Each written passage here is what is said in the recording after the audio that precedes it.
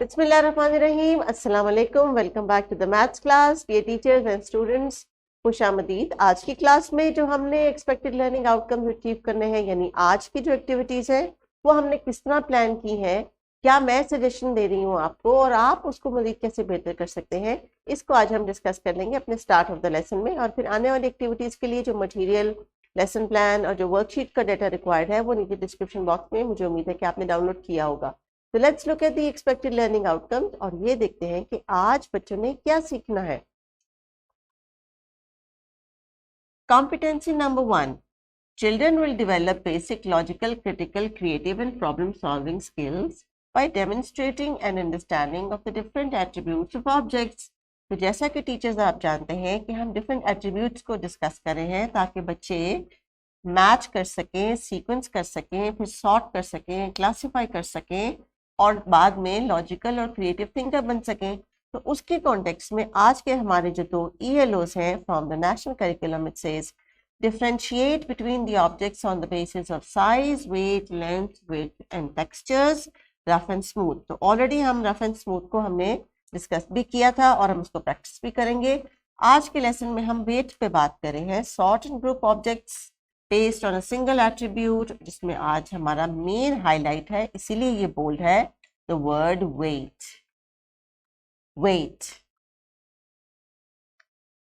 So please have a look of the page. और इस page के ऊपर जो तस्वीर दी गई हैं टीचर्स, वो रेफरेंस के लिए दी गई हैं, लेकिन चूंकि ये कॉन्सेप्ट बच्चों का डिपेंड करता है किस चीज़ को वो अपने हाथों में महसूस करके, छू के, उठा के फील करेंगे, क्योंकि हम वजन की बात कर रहे हैं और वजन की पहचान तभी हो सकती है जब हम उनको हल्का और भारी, हाँ जी, यानी हैवी और लाइट के बारे में समझाएं। और हैवी और लाइट के कंपैरिजन में हमारी क्लासरूम में बहुत सारी ऐसी चीज़ें मौजूद होती हैं जिनको हम इस्तेमाल कर सकते हैं।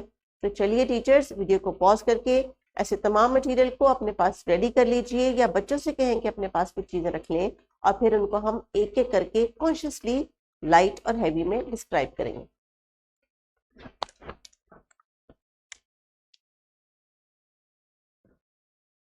ऑलराइट, सो लेट्स सी कि आज बच्चों ने जो किताब के सफ़े पे तस्वीर देखी हैं, उनसे जो उनकी अंडरस्टैंडिंग बिल्टअप हुई है कि कौन सी चीज़ वजन में भारी है और कौन सी चीज़ वजन में हल्की है। तो बच्चों, तस्वीर को देख के एक एक पे हम बात करेंगे और फिर आप बताइएगा कि ये तस्वीरें किस चीज़ की हैं, इनके नाम क्या है, उर्दू में क्या नाम है, इंग्लिश में क्या नाम है। और टीचर्स, चूँकि हम इंटीग्रेटेड लर्निंग करते हैं तो हम इंग्लिश के लेटर्स और साउंड्स को भी पहचान लेते हैं, इसमें रिवाइज कर सकते हैं, और उर्दू के भी। तो चलिए स्क्रीन पे देखिए और ये बताइए ये किन दो चीज़ों की तस्वीर है। बच्चों, ये किस चीज़ की तस्वीर है? ये कबूतर का, मुर्गी का, किसी परिंदे का पर है। पर। शाबाश। तो इंग्लिश में इसको क्या कहते हैं? उर्दू में तो ये हो गया पे, पर, और इंग्लिश में कहते हैं इसको फेदर।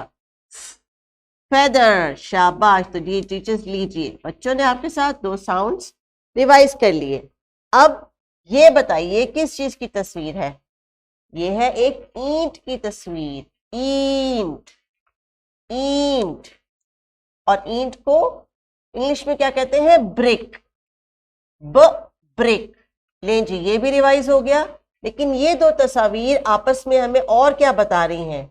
वो ये बता रही हैं कि ये वजन में हल्का है जो पर है, और ये जो ईंट है ये भारी है, यानी वजनी है। वजन की बात आज हम कर रहे हैं। वजन को कहते हैं इंग्लिश में वेट। और वेट के लिए आज हम जो दो चीजों का कंपेयर कर रहे हैं वो है एक मुर्गी का पर यानी फेदर जो कि है लाइट, और एक ईंट यानी ब्रिक जो कि है heavy.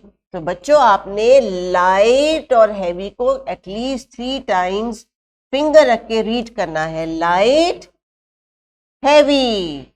This feather is light, this brick is heavy. इस तरह टीचर्स आपने बच्चों से पिक्चर बेस्ड कम्युनिकेशन करवानी है। और आज के जो दो वोकैबुलरी वर्ड्स हैं, इनको समझ आ गई है कि हम भारी और हल्का की बात कर रहे हैं, क्योंकि वो इनकी फर्स्ट लैंग्वेज है।